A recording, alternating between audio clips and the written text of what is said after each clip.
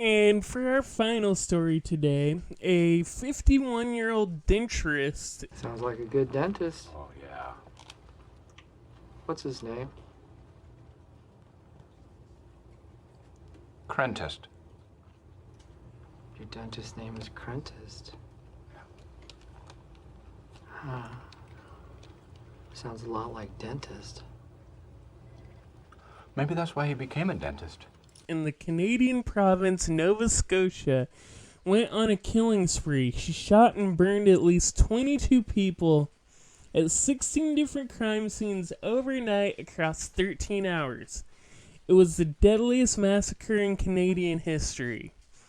On the night of April 18th, the murderer, Gabriel Wortman, was at a house party with his girlfriend. They got into an argument and then returned to Wortman's home. Wortman attacked his girlfriend, attempted to tie her up, and she fled into the woods. Gabriel Wortman then returned to the party and killed several people there. By the time people began calling 911, the police learned that the killer shot a man in a car. The man said the shooter was driving a cop car. By this point, several homes had already been burned. Wortman had killed 13 people either in the fire or shooting them as they attempted to flee the fire. In the morning, they found Wortman's girlfriend, who confirmed he was using a replica police car and dressed as a Mountie. By 8 a.m., there was a 911 call about an explosion and gunfire, where 2 people died about 23 miles away from where he started. An hour and a half later, another person was shot and killed as they walked down the street. Later that morning, Wortman was seen driving towards Halifax, and along the way he performed 3 traffic stops and killed the people in the cars. By 11 a.m., a Mountie named Heidi Stevenson saw Wortman and rammed into his car to get him to stop. Wortman shot at Stevenson, then dragged her out of her cop car, then shot her again and killed her. Both his car and hers ended up on fire, although it's not clear when or why. Or how, I guess. I mean, the why is kind of obvious. Wortman blew them up, but he then killed a nearby driver and stole their SUV. A half hour later, he killed another driver and took their Mazda. At around 11:30, Wortman pulled into a gas station. A Mountie there recognized him and finally shot and killed him. Headshot. While he was only about 20 miles from reaching Halifax. Presumably, he was going to go on a big spree when he reached Halifax. Wortman's first victims were indeed known to him, but they became more and more random as time went on, obviously. 2 of the people he killed included a hunting buddy of his and a guy who owned property that caused conflict between Wortman and his uncle. He didn't have a firearm license, and people are still unsure of how he got his guns because he used several different weapons. He aspired to be a Mountie when he was younger, which explains why he had so much Mountie paraphernalia.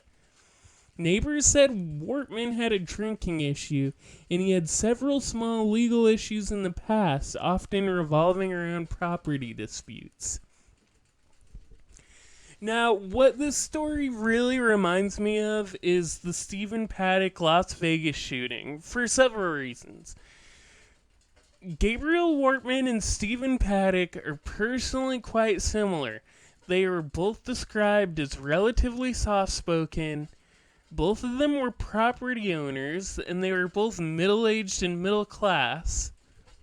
White people are the devil. And they also just have unclear motives, or maybe no real motive at all, except just, I guess, pure nihilism.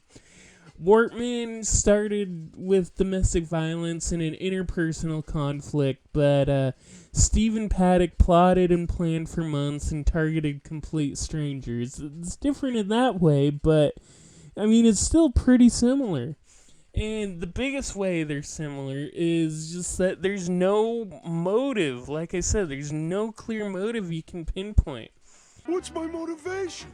I don't think Americans have come to terms with the Stephen Paddock shooting, even now, almost 3 years after the fact, for that simple reason. You can't explain it away. And, I mean, there are plenty of Stephen Paddock conspiracy theories, and there actually is a lot of pretty compelling evidence that could support a conspiracy theory. For example, there were email exchanges between Stephen Paddock and others leading up to the shooting. And the official report is he was having email exchanges with himself. But if you read the emails, they don't seem that way.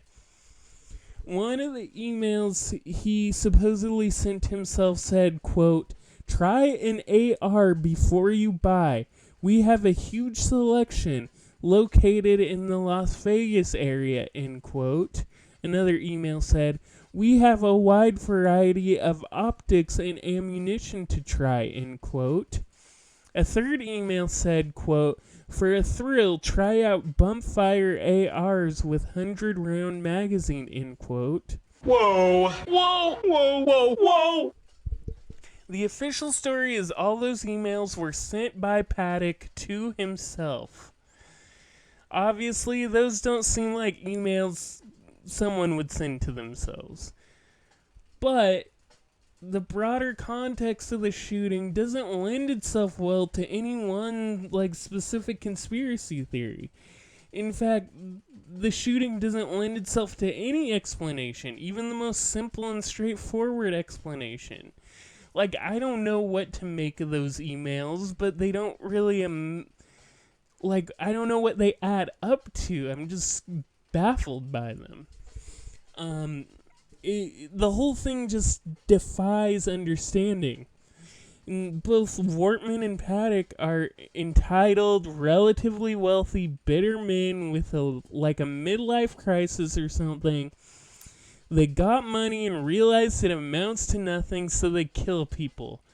That might be all there is to it, which in itself is shocking. It's almost more shocking if they were both just middle-aged white guys with decent amounts of wealth who go on killing sprees for no good reason. That is shocking. It's so shocking I don't even have much more to